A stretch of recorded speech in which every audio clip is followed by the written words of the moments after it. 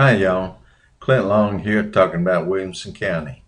A thorough study of the county's infrastructure, political direction, topography, highways and roads, sewers and septic, flood patterns, census tracts help analyze location, past, present, and future. Williamson County had a 44.7% growth rate from 2000 to 2010. The population is 183,182 with the total in the cities at 144,358 and the population in the county at 38,824. Do you need a crystal ball or diligent research, mapping, tracking, and analyzing? My 40 years of real estate experience in guiding buyers and sellers, mortgage financing, and appraising can help you make the right decisions. No one has all the answers, so it's more important to ask the right questions and then carefully evaluate the answers. Neighborhood evaluation. Agents are taught in fair housing classes not to talk about the neighborhood and coached by many managing brokers to suggest a buyer knock on doors or drive through the neighborhood on their own if there is a concern. Floodplains, industrial and commercial areas, low-rent apartments, the subdivision percentage of rentals, garages, ranges of value, duplexes, foreclosures, mobile home parks have nothing to do with race, color, sex, religion, handicap, familial status, or national origin of the fair housing law. The real estate mix can, however, affect resale value. Mama lives in a mobile home. When my father passed away, Mama sold their house in Daddy's hometown of Manchester, Tennessee, on the left, and bought a mobile home in her hometown, Chattanooga, Tennessee. Different housing for different stages of life. If you're buying a $200,000 house and resale is important, you shouldn't buy a house near Mama's neighborhood. Buying a moderate-priced housing and in an affordable mobile home park that is well maintained, yes. I don't care who lives in the neighborhood. What is the real estate mix? Oh, Mama, 86 years old, cooks Thanksgiving for about 20 of us in Chattanooga every year. Experience and history with Williamson County. That's me counseling a couple in the 1980s on Williamson County neighborhoods. My desktop links for Williamson County individual cities are in a spreadsheet at my fingertips.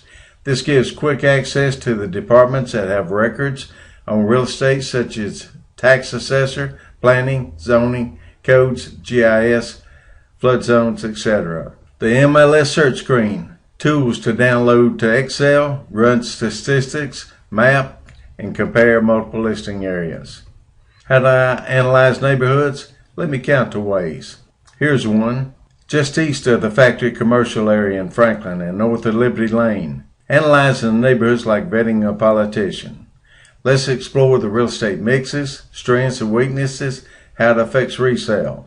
The neighborhood mix. Keegan's Glen is the epitome of upside down. Cadet Homes has houses built in the old 1970s FHA 235 house note subsidy program. Hill Estates, smaller homes built in the 1960s and early 70s.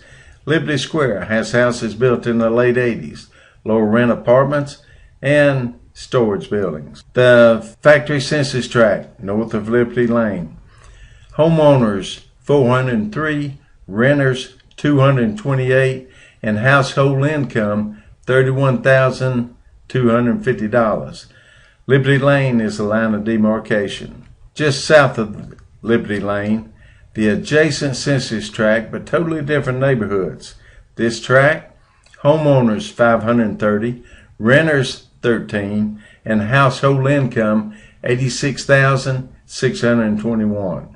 The weaker census tract shows the duplexes and also some of the homes without garages on the north side of Liberty Pike. Let's look at the rest of the neighborhood. Cadet Homes, average price $116,700. Average year built, 1971. There were 2 sales in MLS in 2010 and 2011. Then there was 2 expired and 15 withdrawn.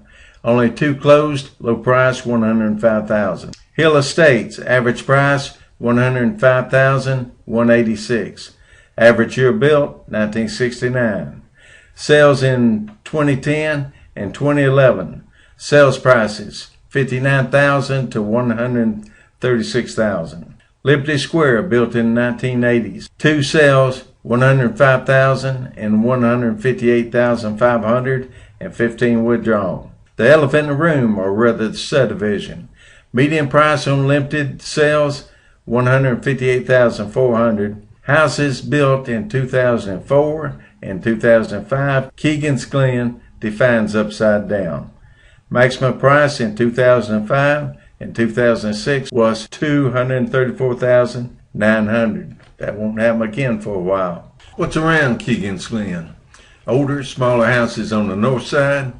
An older, lower rent apartment complex snuggled up on the south and on the east. Adjacent neighborhoods. Location, location, location is a matter of how the real estate is mixed. West Haven is a great neighborhood, so what's there to analyze? Price range. West Haven looks like a fully developed subdivision, but it only has 900 plus lots built on out of 2,700 plus or minus total lots. Current prices range from $375,000 to over $1 million. With all those remaining lots, the real question is, what will be the mix of condos, townhouses, and single family?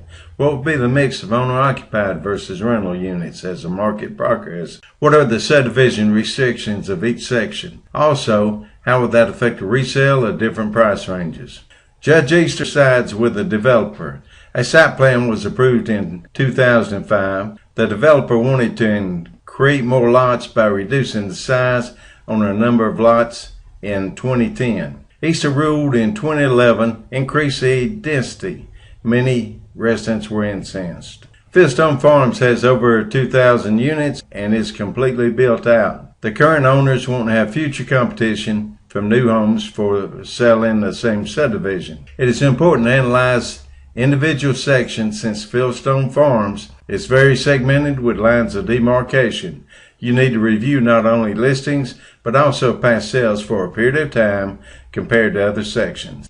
2010, behind the YMCA, railroad tracks, floodplain, and the Little Harpeth River. Double check your flood maps and topo maps. GIS map of the same area, 100-year floodplain, and the floodway. If a subdivision has a weakness, has the price been discounted enough for that weakness? The Little Harpeth River ain't always so little. Monitor news about the sewer plant in Franklin near Franklin High School and consider how it affects any subdivisions or the Harpeth River. Industrial area off of Southeast Parkway. Any foul odors from industrial polluters? Foul odors coming from the Franklin's Superior plant. Identify nearby and adjacent zoning. It can have a definite influence on value. Note, mobile home park and rock quarry in Franklin. Cities and communities. Topography maps provide elevation levels that reveal potential flood problems. The Williamson County GIS system has a topography map searchable by tax map and parcel numbers. It takes time, commitment, skill, and experience for this research and analysis. A major influence on where and how real estate is developed in Williamson County is the type of soils in the county. These soils also provide insight to future septic tank issues. Coming up in part 2, Steve McNair's house in the floodplain, landslides in the area, plus septic tank issues.